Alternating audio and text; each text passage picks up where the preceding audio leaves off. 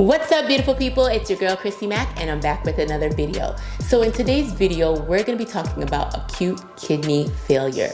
Not everybody deals with chronic kidney failure. Some people deal with acute kidney failure, which basically means it was a sudden dramatic loss of kidney function. So if you guys know anyone that can benefit from these types of videos, please go ahead and share it with them. And if you're new to my channel, what's up? Take a moment and hit subscribe, and don't forget to hit that notification bell as well. And if you've done that, welcome to the family. All right, guys, let's go ahead and get started.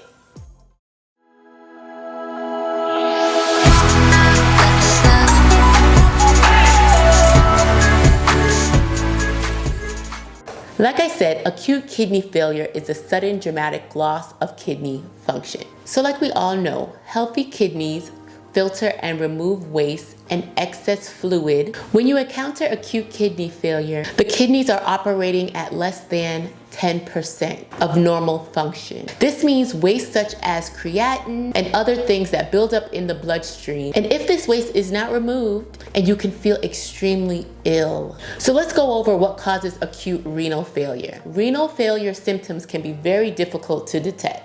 There are many reasons why acute kidney failure may happen. A crush type injury may damage internal organs, including the kidneys. Overexposure of certain types of medications, just like I explained to you guys in a previous video, which I'll pop right here when I talked about the ibuprofen, can cause those acute kidney failures to start to develop. Even some other metals and toxins, they all have effects on our kidneys.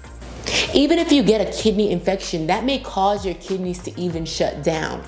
And if you have obstruction in your urinary tract, that can also cause an acute kidney failure. As for the obstruction, that can include, kidney stone, tumors, all of those kind of things can cause the acute kidney failures to start to happen. So just be careful, because blockage in the renal artery can cut off supply of oxygen, which we need to go to the kidney. If we don't have that, obviously the kidneys can be affected, and we need oxygen for the function of the kidneys. As well as having high blood pressure, having low blood pressure can also affect the kidneys. So we have to be mindful that we're getting enough oxygen to the kidney so it can function correctly. As I battled through kidney failures, I dealt with both. I dealt with high blood pressure, which I know had an effect on my kidneys, but I also dealt with low blood pressure as well too. So I know I wasn't getting enough oxygen, which is causing a lot of issues in my body. But you guys know that, my kidney failure started happening due to my pregnancy. At first, it was acute kidney failure, right? Because it was just a little bit of function. But over time, and because I personally didn't address it early enough, it got worse. So do not be like me. Make sure that you're getting tested, and make sure that you're doing something upfront about the situation, because acute can turn into chronic overnight. So an obvious renal failure symptom is decrease in urine. This symptom occurs in about 70% of the cases. I want you guys to remember this. When urine output is low, what does that mean? That means that retention of fluid is happening. So you're gonna start to see swelling in your legs, swelling in your feet. Just gotta be very careful of the swelling. Also, other people, even including myself, have noticed nausea, vomiting, feeling drowsy. Sometimes you can't even pay attention all the time. So I would say difficulties in paying attention. Sometimes you'll even get numbness or decretion of sensation in your hands and feet. So the only person that could really diagnose your acute kidney failure is your doctors, because at that point they're going to have to run urine tests and blood tests on you. So the first thing that your doctor is going to try to do is reverse any illness that kind of caused the renal failure, if they're able to, if they catch it early, because you want to put a stop to any illness up front, because if you handle the underlying issues, it will help increase your kidney function. And if you have an infection, your doctor is going to treat you with medications. Do not let your infections continue to prolong too long, just because it can, like I said, turn into chronic kidney failure. If you have any blockages, as in stones, tumors, all of that needs to be removed. So your doctor's gonna have to set up a procedure or do what they need to do to remove that so the blockage can happen, so you can get proper flow to your kidneys. Because at the end of the day, we wanna try to reverse this issue as much as possible. So we need to take care of the things that are causing the problems. So regardless if it's infections, blockage, all of that stuff needs to be done. Other underlying issues, we need to handle this so we can continue to have our kidneys as long as possible. And this is not done overnight. Sometimes it takes a while for you to see improvement. And if you're starting to build up a lot of toxins in your body, they're gonna suggest dialysis. And dialysis is, I know a lot of people hear negative things when it comes to dialysis, and I know I used to complain how much, I didn't really enjoy dialysis, but at the end of the day, it did what it needed to do. It took out all the toxins, removed some excess fluid from my body, and helped keep me alive as long as possible.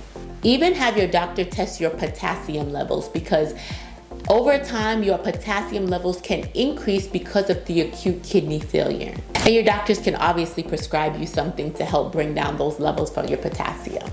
In order to keep your levels at an acceptable level, you guys know I'm a huge advocate about eating right, eating the right things just to keep our levels. We don't want anything to spike up and cause more issues than we're already dealing with, and we don't want our numbers too low as well. So it's best that you eat a kidney diet. Look into a renal diet. If you guys are interested in learning more about the renal diet, drop it in the comments, let me know, and I can do a video on that and helping you guide you through that process. You may also want to reduce your fluid intake just to protect the kidneys as well. So the question comes down to, can you prevent acute kidney failure? Yes and no. Sometimes it's because of a situation, car accidents, things happen that crush your organ. So obviously you can't affect that. But when it comes to you eating right, exercising, and doing the necessary things, yes, you have control over that. So all you need to do is create a plan, create a health plan, when it comes to your food and your exercising, but doing the necessary things to keep your body as a whole healthy, because health is wealth. And always watch your urine output. See how much urine you're actually producing. If you're starting to see a decrease in that, let your doctors know so they can go ahead and maybe even run, special testing to see how much urine you're actually producing by letting you do a 24-hour urine test. So at the end of the day, just keep an open line with your doctors and your nurses, whoever's taking care of you, and take control of your own health. I'm a big advocate about controlling your own health. They're the doctors, they're there to guide us, they're there to protect us as much as possible, but we have to take control. So we have to do the necessary things, because when we go home, they don't know what we're doing. So just be honest with yourself. A suggestion that I can give you is create a journal, a health journal. Notate exactly what you're eating. On one side of the column, put all the foods that you intake on a daily basis and date it. And then how much water are you taking in?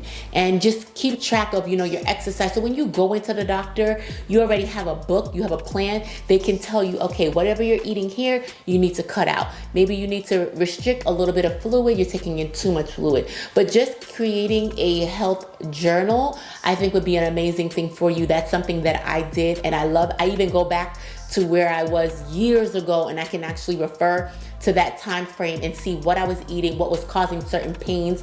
And I also at the bottom of that journal will write, hey, this is how I felt when I woke up, and this is how I felt throughout the day. So I'm able to track everything. So in this video, I just wanted to go over what acute kidney failure was, how you can manage it, and just give you some tips and things that I have done to improve my kidneys over time. Yes, I had a kidney transplant, but at the end of the day, now I know better. So I want to come on here and preach that to you guys. So if you guys enjoyed this video, please give it a thumbs up. Don't forget to leave a comment. Otherwise, I just want to say I love and appreciate you.